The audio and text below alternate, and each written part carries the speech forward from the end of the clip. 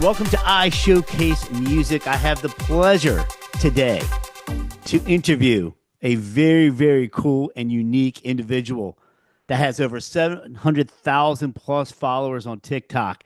He goes by Piano Jordan, and he's going to explain exactly why he has that name and how he got so many followers and what he does. Jordan, welcome to the podcast, man.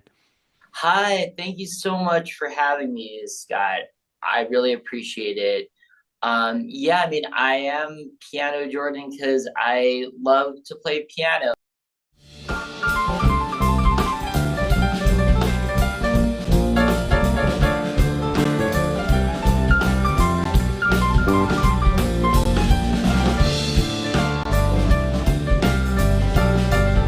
Give it up for Jordan. I'm a singer-songwriter and I'm a performer and I figured out like on TikTok specifically during the pandemic I decided to start making these piano karaoke videos, piano instrumental, and write the lyrics, and they really blew up. Man, you have some really good chops as a piano player myself. I've been watching your Oh, videos. Um, you did some Stevie Wonder tunes, a lot of cover tunes, and yeah. we're going to show the viewers some examples of that for sure, and get some of those artists who are singing along with you and videotaping themselves. Man, some of them, woo, they had some pipes on them, and It's so cool. I got to connect with a lot of really good singers. It's been really fun. Georgia, Georgia,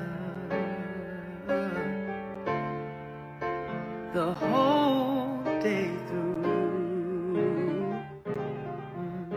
Just an old sweet song keeps Georgia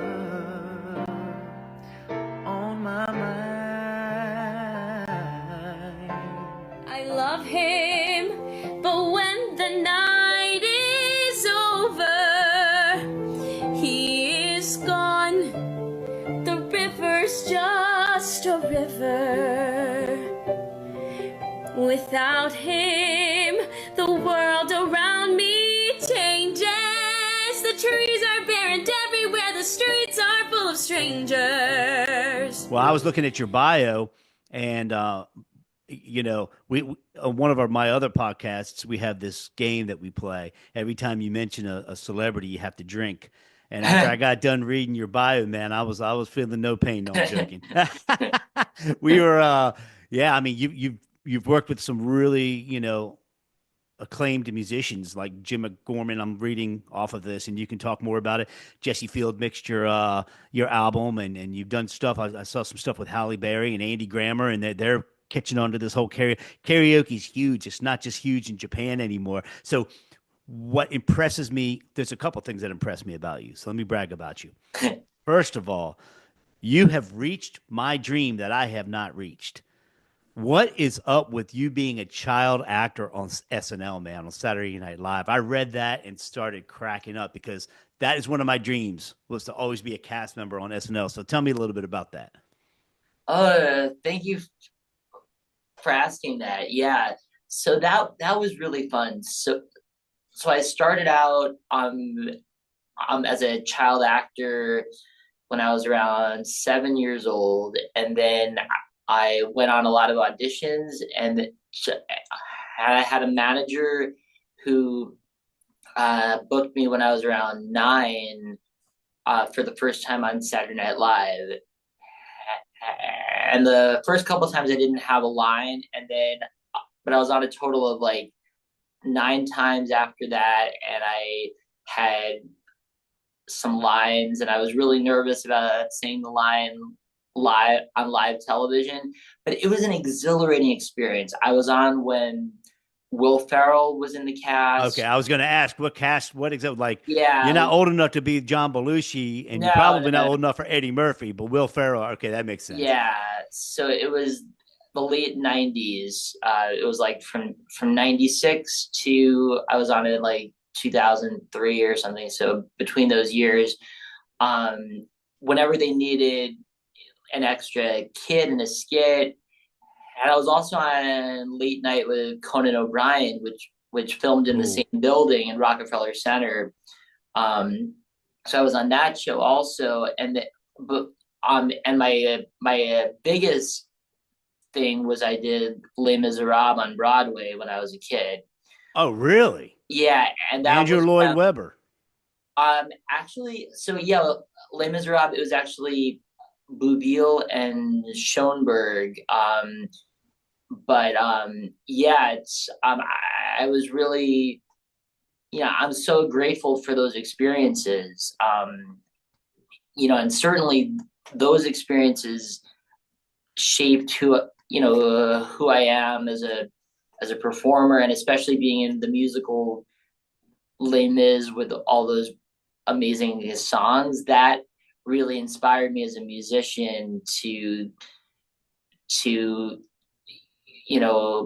play as much music as I could and just develop a real love of music and performing. Which is a great segue and transition into your new single that's coming out in June and your new album. Man, I just took a listen to it. It's really a unique song. It's really good. I think you already won an award for it. Yeah, the Global Music Award. Is that right? Yeah, thanks. That was actually those awards was actually for my first album. Okay. All right. Thank you for clarifying. Yeah, and I haven't actually released that song yet. So hopefully let's all manifest the next award and the next release, and because I am really proud of this song. Like Me and Follow Me. It's kind of a little cheeky, and it's meant to kind of put a smile on your face, but also be a thought-provoking sentiment about, like, oh yeah, like we're this culture of needing to be liked and needing the approval and the attention, but also that everybody just wants to be liked and appreciated. And the other thing that the song is about is just just not being able to stand rejection, and just it's this idea just to that we all want to be liked, and we all want to appreciate each other, and also about how social media has the power to connect people, and it should really be more about connection. And actually that's a segue in the reason I got popular on TikTok was because I shifted my state of mind to, it wasn't just about me, it was about how can I use my talent to offer something to other people And make people happy. And and that's what make people everybody I see happy, on there. Yeah. Yeah. make people happy. And yeah, there's a lot of like like recently there's a lot of comments about, I posted a piano cover of Once Upon a December from Anastasia, and much to my surprise, I got a lot of comments like, I used to sing this to my baby, or my mom used to sing this, and this reminds me of my mom, and thank you so much for. And I get some comments like, oh well, like this made me really happy. I was in a bad mood, and your video came on, and I started singing, and I felt great again, and stuff like that is really, it's really cool to hear, like, the power of music and the power of social media, and to use that power to connect and lift people up, I think. Yeah. I saw some Billy Joel. You do a lot of Billy Joel covers. I think it was Yeah. his birthday or something. Yeah. That was a really nice tribute. Your original stuff. And let me just clarify that global musical word.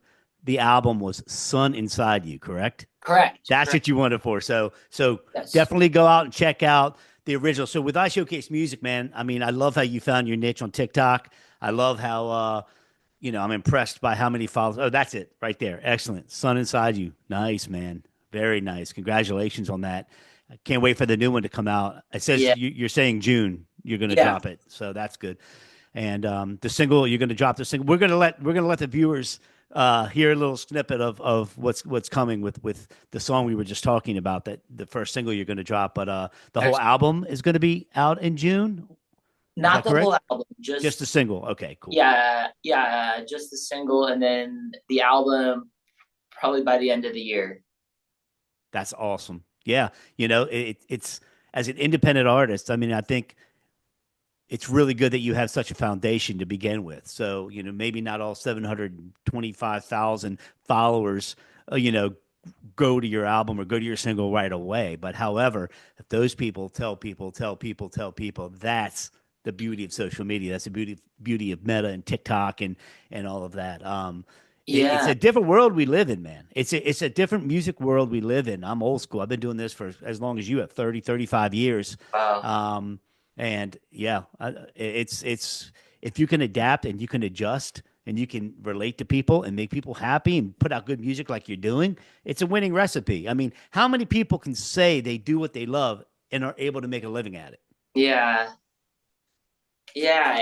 Yeah, absolutely. I mean, I feel so grateful, and the other thing is like I have all this this music, all these songs that I posted, and it's been hundreds of songs at this point, like cover songs, um that I just love to play. It just makes me so happy to play these, and it makes me happy to create videos that could be interactive for people. I had a business question for you as far as the because a lot of this has to do with music business as well. The rights, because TikTok pretty much pays for the rights of the songs. I mean, they'll pay the royalties out because you're the original artist performing the music, so you technically own the sound recordings of these cover songs you're performing. Do you have to register, or you just jam it out and TikTok takes care of it from there? Yeah, I mean, to be honest, I don't really know. What I do know is that um well, for the most part, um because my piano version is a little different than the original one, that they don't, it's like considered an original sound or something. Right, it's your But original recording. I think what it is, it's content ID. So same with YouTube. What happens is if they sound, say you play Piano Man or something like that, the content ID will pick up, and I believe, don't quote me on this, I'm not an attorney, but I play one on TV. Joking. That content ID will automatically just transfer, and boom, then the royalty goes to the songwriters and all that. However, you still own the sound recording. At least that's how it works on YouTube. YouTube picks up everything, and if they haven't reached out to you or you haven't had any issues, and you have as many songs as you have, which are really good, and you're also throwing in some of your originals, man. yeah, I'm noticing that, which is awesome. People want to hear what yeah, you're all about. Like me, follow me, search for me until you find a fantasy. Oh, like me and follow me, yeah, it's the only way my brain releases dopamine. Oh.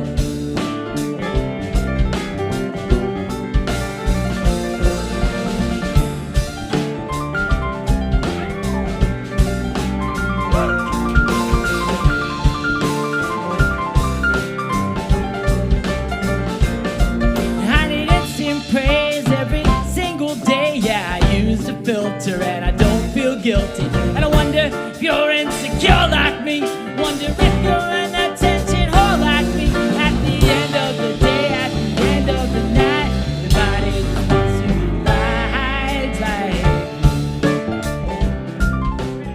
ride. So the other thing I really, really was impressed with. I guess you met John Baptiste recently. There was a really cool picture that I'd love to show the viewers. thank you. Man, that Yeah, dude is something special. He's different. Yeah, I know. yeah. I have another friend that's a really good friend of his, and I hear nothing but positive, man. So what was your experience with him? Yes, yeah, thank you. I did want to talk about that also. So in January, I went to the NAMM show in California, and Great show. it was a great experience. It was my third time going, and all three times I got invited because of my TikTok channel, Mm-hmm. which Nice. I was really amazed by that. So and so if anybody's ever been to the NAMM show, they know there's a million things going on at once. There's so many people, and you kind of have to choose what is the best thing to do at any given time. And so John Batiste had a feature show. I think it was like on a Saturday night, and and it's like such a big event, but it's also like kind of small. So I was able to actually wait outside like the backstage area with Oh, cool. Very cool. and he came out and he was so nice, and I did get to speak to him. So, I mean, I was just like so moved watching him perform because he really has the soul of a true artist.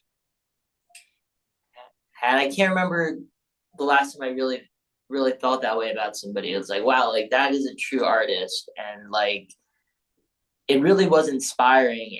And I got to tell him that I was inspired by his music. I'm a piano player also, and when I said that, his eyes lit up, and he's like, "Oh yeah, you're a piano player too. Like, keep playing, man. Keep going." And I told him that he's an inspiration, and he said, "Oh, thank you." And I got a not a great picture, but I'll send it to you. But it was the best one I could get. But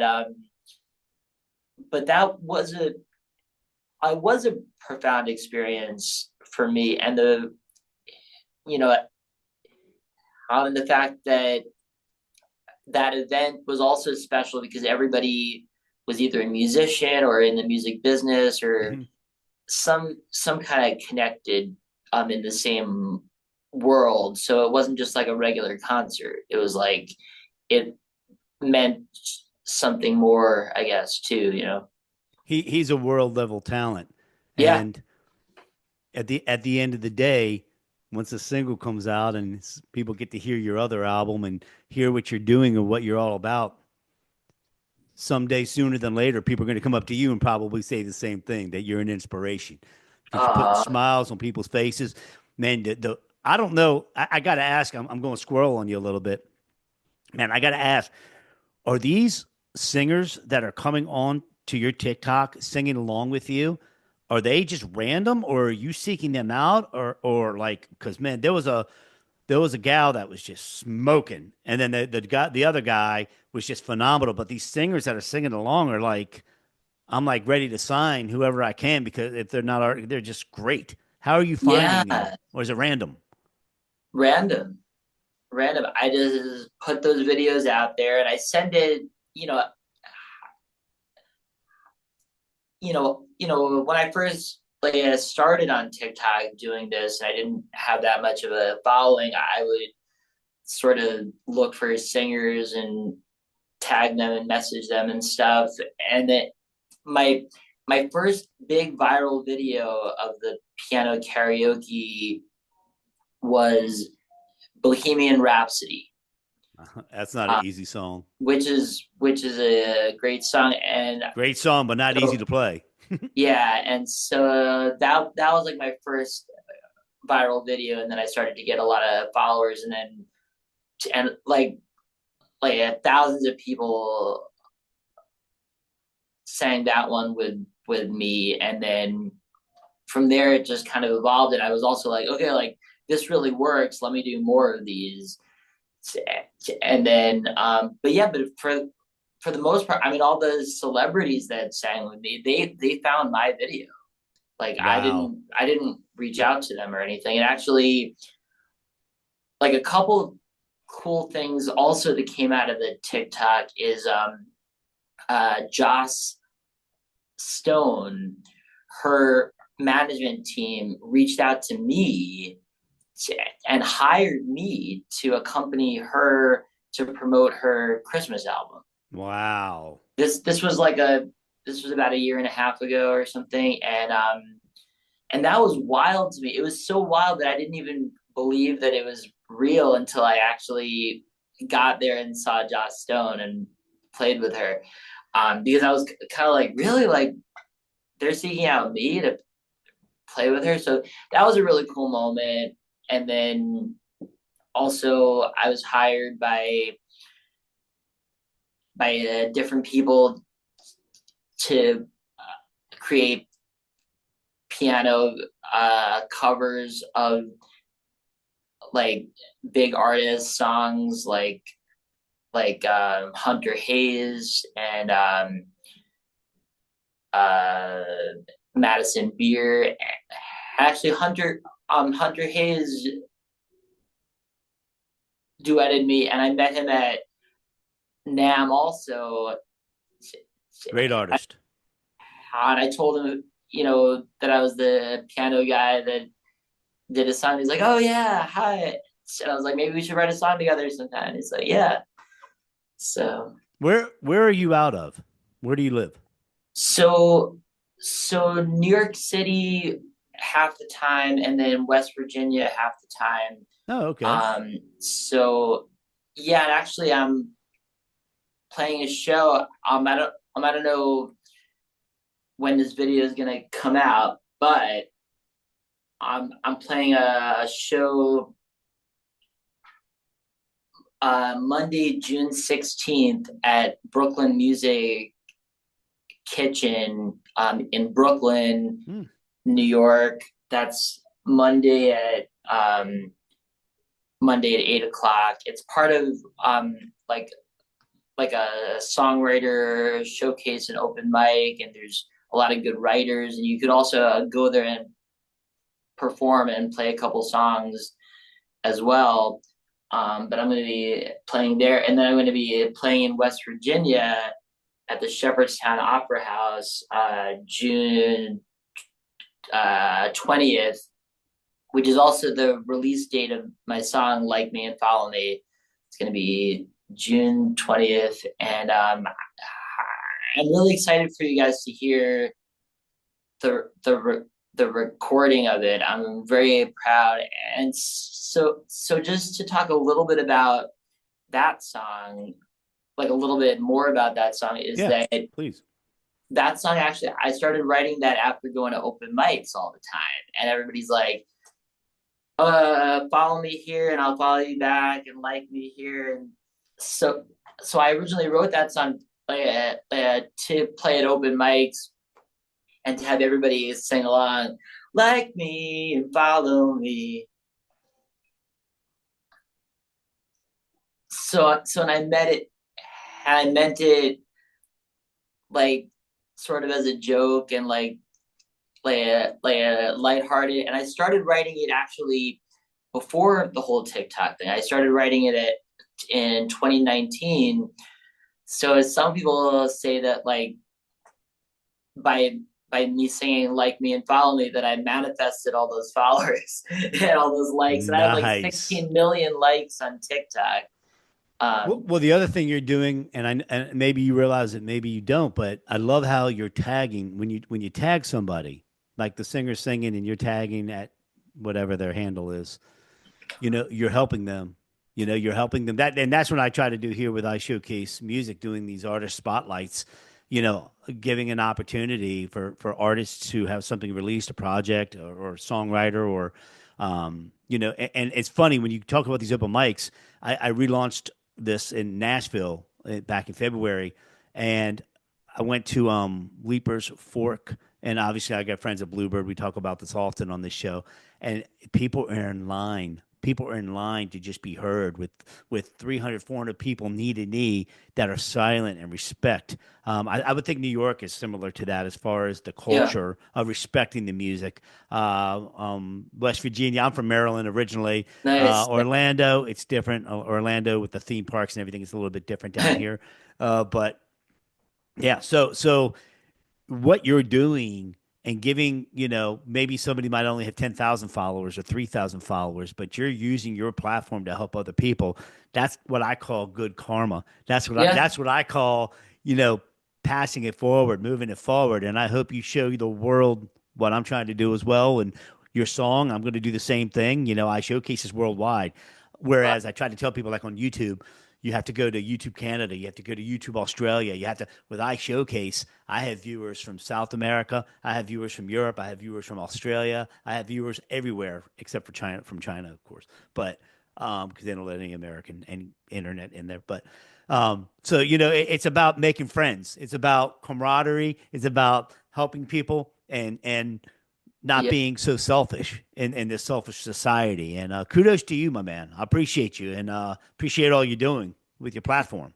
Yeah, thank you so much. I mean, yeah, it's about connection and making friends and connecting, and something that I found to be really important, in life, and especially in the music world, to because it's all about collaboration. If you notice, a lot of the popular songs, a lot of the hit songs are written by three or five or seven people or something. That's a Nashville thing for sure. Yeah, That's but by the way, I will say that I'm proud that my new single, "Like Me and Follow Me," I wrote that one all by myself. So I'm proud of that. So I'm gonna actually, yeah, that. But also, I do want to say my advice for musicians, approach to social media is like we were just talking about, to create content that people can interact with, and create something from your music that people can, that's like a gift to people. And so all of my piano karaoke videos are they're like a service to people, and make people feel better, and and to really connect the music and to reach people. for those who are not watching this video but are listening. How can they get in touch with you? How can they follow you on TikTok? And what's the easiest way to reach out to you? Yes, so I am Piano Jordan on Instagram and TikTok, and also YouTube. My Spotify, my real name and my artist name is Jordan Siwek. That's Siwek. So I just use my real name for all my releases. My album is called Sun Inside You, and the new song is called Like Me and Follow Me, and that's going to be released pretty soon, and I'm excited about that. And yeah, I would say also my advice for songwriters on the, is, it's not a bad idea to make like an open verse challenge where you sing the chorus and then have some empty space for somebody else to invent their own piece of it or something. I've seen a lot of accounts really grow on TikTok specifically from that sort of interactive approach. I want to say, man, well, a big story from that was the artist Teddy Swims. I don't know if he did that or not, but Yes. I think he did do that. I know I heard him do a cover of "Don't Stop Believing," and everybody was just like blown away. And then he came out with his banger, and he's just been sailing ever since. But Yeah. that's a really good advice, because now things can be so collaborative. It doesn't. And congratulations on writing the song by yourself. I've done that once or twice, and it's you start second guessing yourself, because usually you're able to bounce off of people's ideas and creativity. But yeah, you did good on that. But yeah, so that's great advice. I definitely think it's finding your niche, being different, but not being so crazy that people can't relate. People can relate to you. People can relate to the songs you're playing. People can relate to the original songs you're writing. They can relate to your history, and you're a Yes. humble dude. I mean, you just. I wish you the best, and I can't, thank you enough for taking time. I mean, check Jordan out at Piano Jordan. Go on TikTok. We're not lying. We've got a lot of people following him. I'm venturing to say within a year you'll have double the followers if you keep Thank you going so like you're much. going. Thank you. And I wanted to say one more thing Please. about the new single that I was kind of waiting a while to find a really good producer who would really do it justice, and I did. His name is Jim McGorman, and he he's out in LA, and he plays keyboards for Goo Goo Dolls. Oh, cool. So he's another piano player. So he has he really gets it. So, but he's also produced and directed for like Avril Lavigne. He worked with Weezer, the New Radicals. Yeah, and now currently Goo Goo Dolls for their current tour. So, and he's a really humble guy too. He's really just like all about the music, and so I'm very excited. And he actually got a friend of his to play bass, and his name is John Button, and John Button plays bass with the Who live. Oh, wow. So he actually played bass on my song, and I didn't actually meet him, but that's really cool that all these A-list musicians are on it, and so that's really cool. So in that respect, I was worth waiting for the right collaborator for the recording. Patience is the virtue, and put in a good word for me. We'll get them on this podcast too, and have them tell their story. I love the Goo Goo Dolls story. Is he one of their original band members, or is he? I'm not sure. I don't think he's one of the original members, but he's been playing with them for a few years, I think. Their story is crazy. Their story is crazy. If you ever, I'll wait for his podcast to tell that story. I mean, I'm sure it's been told so many times. Yeah, that would be awesome if he was on the show. Maybe